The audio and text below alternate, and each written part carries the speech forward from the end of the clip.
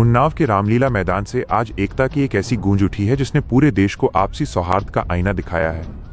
श्री साईं दरबार सेवा समिति के तत्वावधान में आयोजित रंग दे बसंती कार्यक्रम के तहत आज एक ही मंच पर देश के तमाम प्रमुख धर्मों के धर्मगुरुओं का समागम हुआ। हिंदू, मुस्लिम, सिख, ईसाई और जैन धर्म के इन रहनुमाओं ने एक सुर में समाज को भाईचारे और राष्ट्रीय एकता का संदेश दिया। जैसे ही धर्मगुरुओं का आगमन हुआ, आयोजन समिति और स्थानीय नागरिकों ने फूलों की बारिश कर उनका भव्य स्वागत किया। इस सर्वधर्म संसद का नजारा देख हर कोई दंग था, जहां भेदभाव की दीवारें ढहती नजर आईं। कार्यक्रम को संबोधित करते हुए वक्ताओं ने स्पष्ट किया कि भारत की असली शक्ति उसकी विविधता है और हर धर्म का मूल आधार मानवता, प्रेम और शांति ही है। राष्ट्रीय संयोजक गोस्वामी सुशील जी महाराज ने अपने ओजस्वी संबोधन में उन ताकतों को कड़ा जवाब दिया जो समाज को बांटने का प्रयास करती हैं। उन्होंने दहाड़ते हुए कहा कि धर्म हमें बांटता नहीं बल्कि जोड़ता है, और आज उन्नाव की इस पावन धरती पर सजे इस मंच ने ये साबित कर दिया है कि हम सब एक हैं। साईं मंदिर के संस्थापक सुरेंद्र वर्मा बाबा जी ने नई पीढ़ी को आपसी प्रेम की सीख देते हुए इस आयोजन को सामाजिक समरसता की एक नई मिसाल बताया। देशभक्ति के गीतों और सांस्कृतिक संदेशों के बीच संपन्न हुए इस कार्यक्रम ने न केवल उन्नाव बल्कि पूरे प्रदेश में सकारात्मकता का संचार किया है।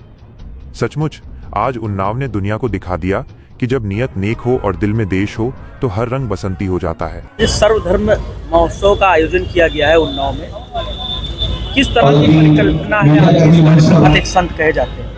हाल में जो घटना हुई है, जैसे शंकराचार्य जी जब स्नान करने गए माघ मेले में, उनके साथ उनके जो अनुयायी हैं और जो उनके शिष्य हैं उनके साथ में घटनाएं हुई हैं, तो आप इस घटना को देखकर किस तरीके से कहेंगे कि संतों का इस वक्त उत्तर प्रदेश में क्या हाल है और पूरे देश में क्या हाल है आपकी नज़र में? देखिए, पर्टिकुलर किसी संत का नाम लेते हैं या उनका कार्य दुष्कर्म कर्म होते हैं, उसकी आलोचना हम करते हैं, तो फिर ये विवाद है। तो हम विवाद को मानते नहीं हैं। जो जैसा कर रहा है, जो उनका समर्थन कर रहा है, विरोध कर रहा है, हमारा उसका कोई लेना देना नहीं है। हम वो संत नहीं हैं। हम संत हुए जो हमारा धर्म कहता है। हमारा धर्म लड़ने की आलोचना की इजाज़त नहीं देता। वो शंकराचार्य जी के लिए भी है, हमारे लिए भी है, आम हिंदू है उसके लिए भी है। कुरान की बात आएगी तो सबके लिए। ये भावना, लड़ाई की भावना, वो संत वृत्ति नहीं है। तो हम उसकी आलोचना क्यों करें, उस झगड़े में क्यों पहुंचे? धर्म परिवर्तन को आप किस तरीके से देखते हैं? लगातार जो मुख्यमंत्री वो मैसेज लेके जाएंगे। सबका अपना अपना दृष्टिकोण है। सब संत हैं, बहुत संख्या है, सब संप्रदाय की। एक हक में बोलता है, एक विरोध में बोलता है, एक चाटुकारिता से बोलता है।